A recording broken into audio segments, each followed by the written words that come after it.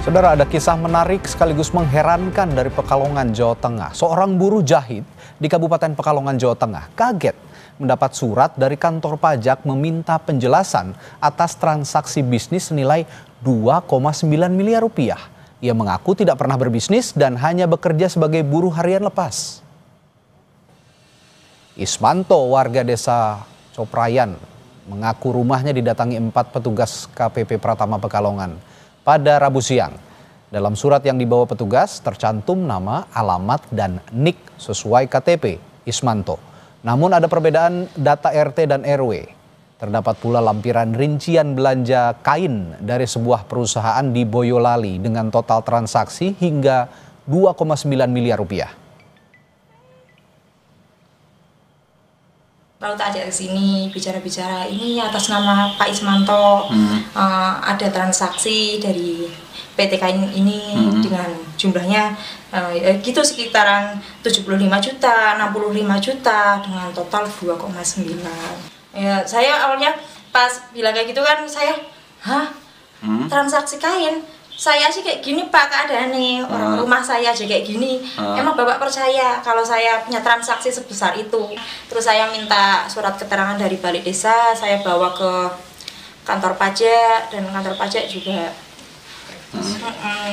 sudah itu ya selesaikan berarti. Sudah selesaikan, udah clear sih Pak sebenarnya Pak. Udah clear, emang bener datanya suami saya itu digunakan oleh orang lain yang tidak bertanggung jawab. Jumat kemarin, Ismanto mendatangi kantor pajak Pekalongan untuk klarifikasi. Hasilnya diduga terjadi penyalahgunaan data diri oleh orang tidak dikenal. Kepala kantor pajak Pekalongan bilang surat dikirim untuk mengonfirmasi data transaksi bukan sebagai tagihan pajak. Nilai 2,9 miliar rupiah ditegaskan sebagai nilai transaksi, bukan nilai pajak. Itu datang karena dari surat tersebut belum ada respon. Kami ini mendatangi, hanya menanyakan sebenarnya klarifikasi, benar enggak sih Pak, Bu, Anda ini melakukan transaksi nilai 2,9 sekali nilai transaksi ya, bukan pajaknya, bukan. Jadi ini pun dari nilai transaksi 2,9. Kalau misalnya nanti bisa dijelaskan, sebenarnya kami ingin klarifikasi, benar nggak sih melakukan transaksi dengan salah satu perusahaan tekstil itu nilainya 2,9. Sebenarnya itu saja.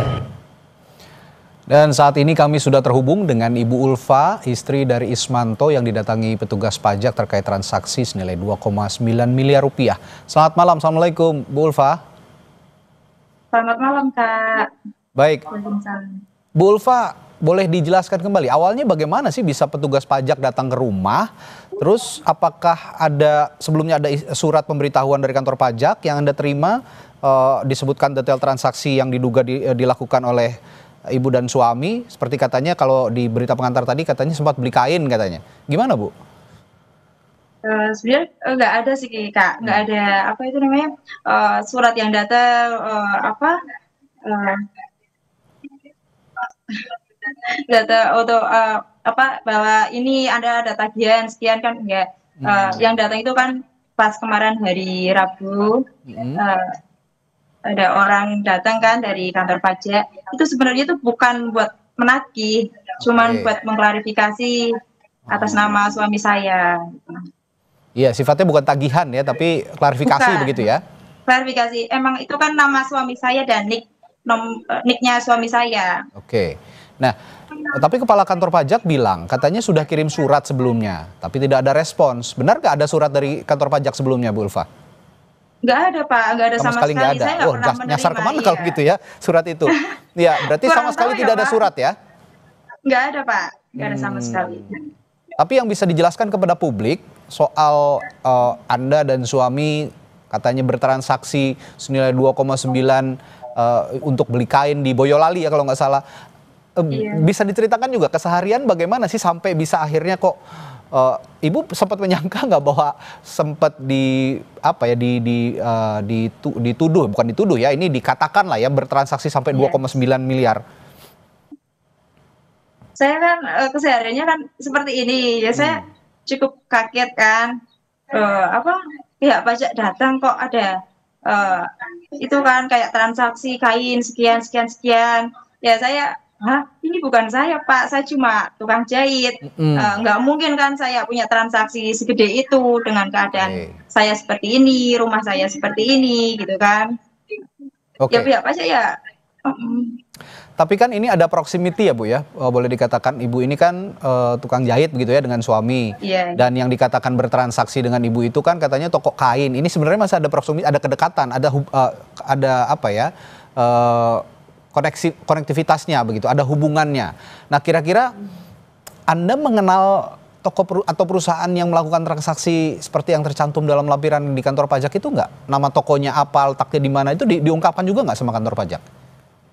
Enggak sih Pak, itu sama sekali nggak diungkapkan. Saya juga nggak tahu itu PT apa, dari mana. Saya sempat cek di Google aja sih sebenarnya sama pihak pajaknya. Ini dari mana sih Pak, tokonya itu, gitu. Oke, saya coba gali juga. Ini kan ada setelah Ibu dan suami mendatangi kantor pajak, ternyata kantor pajak mengatakan ini sebenarnya ada penyalahgunaan identitas, begitu ya Bu ya? Iya benar Ya. Pak. Nah saya ingin tanyakan, apa Anda dan suami ini pernah kehilangan dokumen identitas atau seperti KTP atau juga memberikan data pribadi kepada pihak lain sebelum kasus ini terjadi? Pernah nggak melakukan seperti itu atau kejadian seperti itu?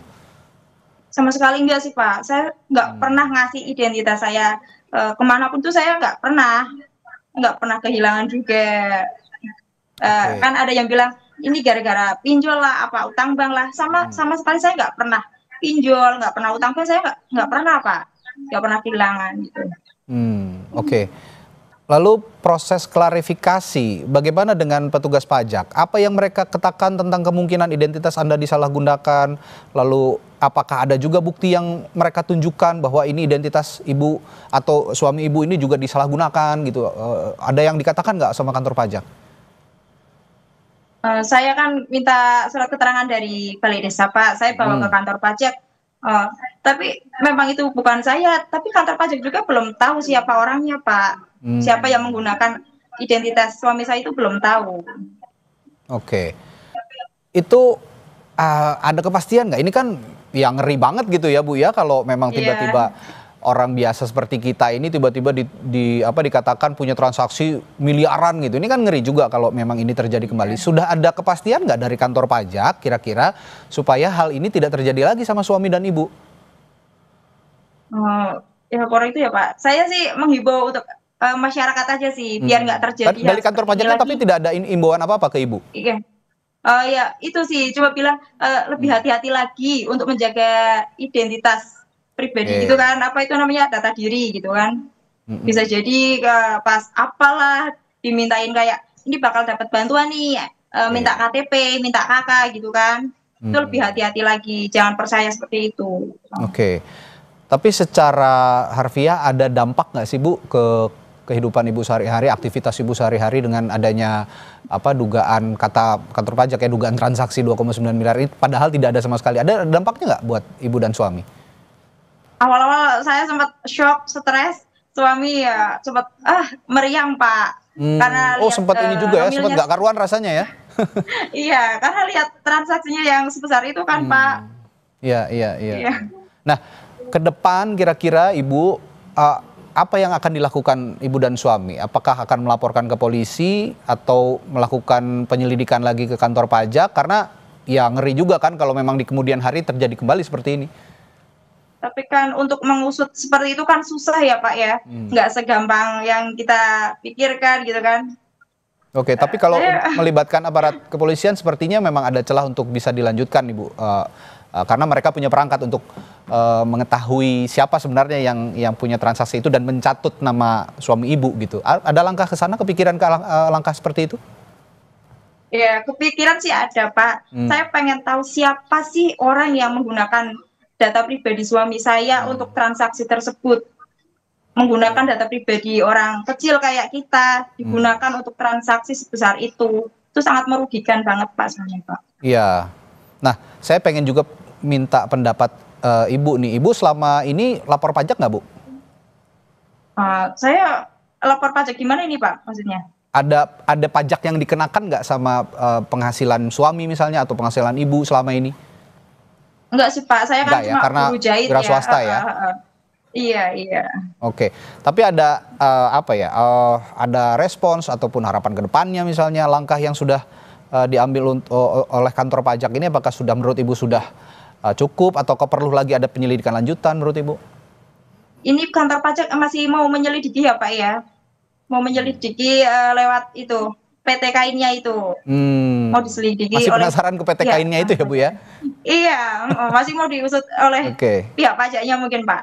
Iya, tadi kan saya sempat tanyakan juga Bu, apakah Anda juga sama KTP, suami ini pernah kehilangan KTP atau memberikan data pribadi ke pihak lain? Kata Ibu kan tidak. Tapi kalau meminjamkan pernah nggak? Misalnya mau ngurus surat-surat kendaraan bermotor atau mau ngurus hal lain, misalnya yang terkait keadministrasian kependudukan, kartu keluarga dan segala macam, pernah nggak dipinjamkan ke orang lain misalnya?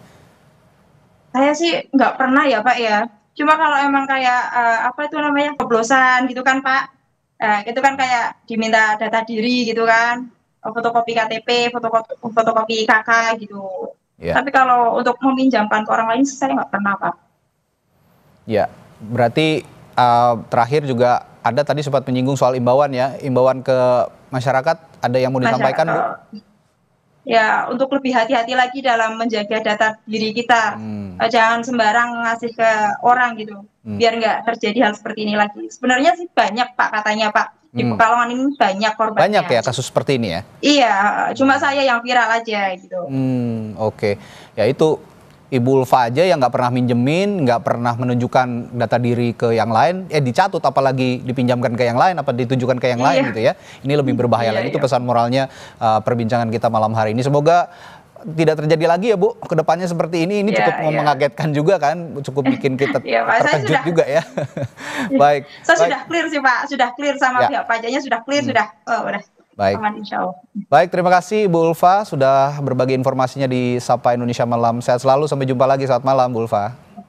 Iya, selamat malam Pak, terima kasih.